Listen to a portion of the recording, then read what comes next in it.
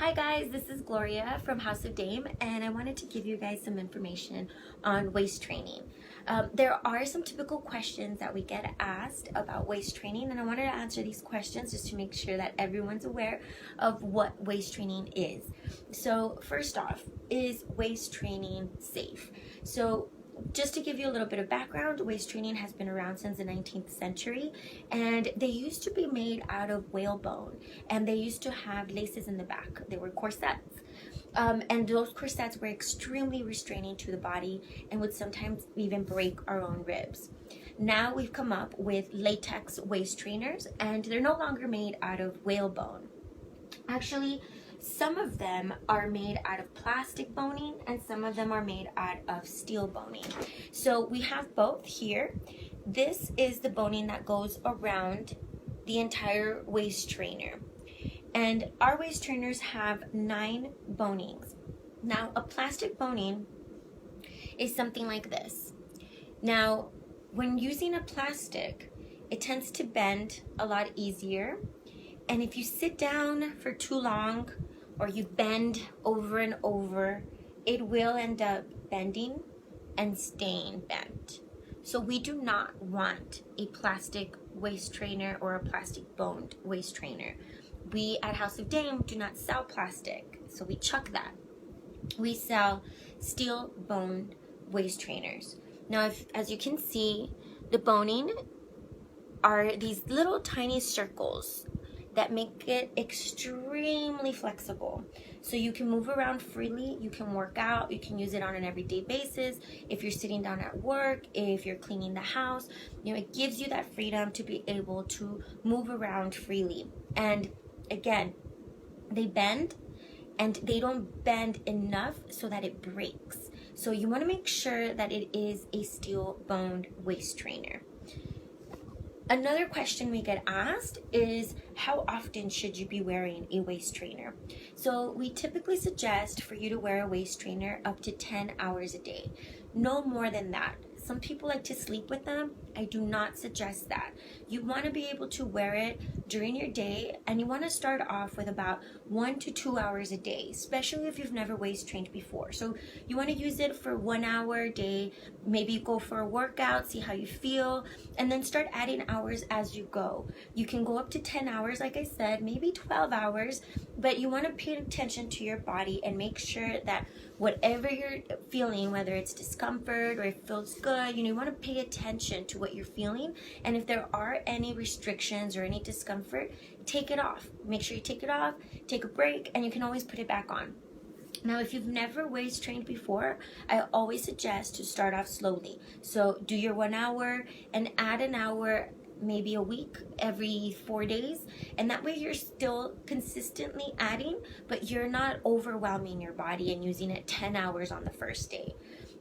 Typically, when people tend to go from 0 to 10 hours a day, you tend to lose interest a lot quicker because you are going to find discomfort and you are going to get a little bit tired of it. Especially right now with our weather.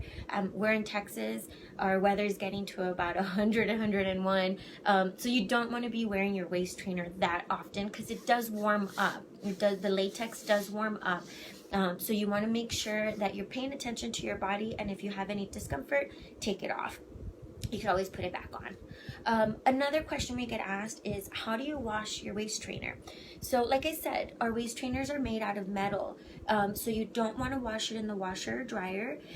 You don't want to get the waist trainer completely soaked. So you don't want to leave it inside of water because water will get in there and it can get the metals rusty and they can break. So you want to make sure that you air it out as often as possible. Every time you take it off, air it out. You can always use a wipey, you can use Febreze, and just with a damp cloth you can wipe it down, or with your wipey you can wipe it down and let it air out. You don't have to wash it that often. especially if you're only using it throughout your day. If you're using it throughout your workouts, you are going to sweat in it. So just make sure that you air it out after your workout, and then you can always put it back on. Some people tend to wear a very sheer material under, whether it's a t-shirt, a tank top, or a tube top. You can always wear that under, and that of course will keep the waist trainer cleaner. And some people also do plastic. So some people will do saran wrap. You'll saran wrap your stomach and then put the waist trainer on top. It's going to enhance the sweating effect, and it is going to have a better impact on your results. However, that really is up to you. You can also use any sort of lotions and creams under. It is like a sauna, so it does warm up and it opens up your pores. So any lotion you put on is going to seep in a little bit deeper into the skin. So it'll help out with any stretch marks. It'll help out with any red marks. With any marks you have on the skin, it is going to help to moisturize the skin and get that a little bit cleaner and leaner. Another question that we get asked quite often is, how do you measure yourself to make sure that you get the right size? So I'm going to use our handy dandy mannequin here. I dressed her up with the American flag since the U.S. Soccer team was playing today and they won against Sweden. So I wanted to just kind of give them a shout out right now. And here is our measuring tape. We are going to measure about 1 inch under the bust. So you're not going to measure your waist. You're going to measure under the bust. So I'll show you guys here. So as you can see, we go under the bust and it's about a 30. So if you go onto our website, if you click on the link below, it'll also show you guys our measuring chart. So our mannequin is a 31, so that would make her a small. So you want to make sure that you get your measurement correctly, and then look at her chart, and that'll tell you what size you're gonna use. So our model right now has a small. You want to make sure that you put on the very first clip, and then from there we're gonna clip down. Most people tend to want to clip this way, and as you can see, it becomes really hard to tighten that, and it takes a lot longer for you to do. So I'm going to show you guys a little trick that we use. So you put on the first one and you're going to roll up the waist trainer all around, you can see, and then start to clip. This helps to loosen up the material a little bit easier, and it makes it easier to clip them. She's not a real person, so a little bit harder. But once you get a few clips on there, you're gonna completely roll it up. And you bend it upwards, as you can see there. And then we roll it down. Voila. So it makes it a lot easier to put on and a lot faster.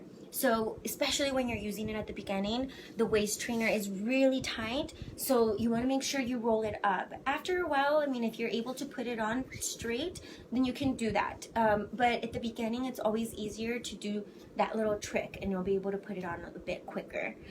If you guys have any further questions, please DM us or send us an email. You can also find us on Facebook and on Instagram under House of Dame.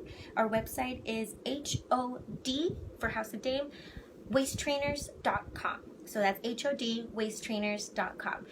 You can shop for waist trainers on our website. You can also send us any messages. If you're locally and you're in town, we can meet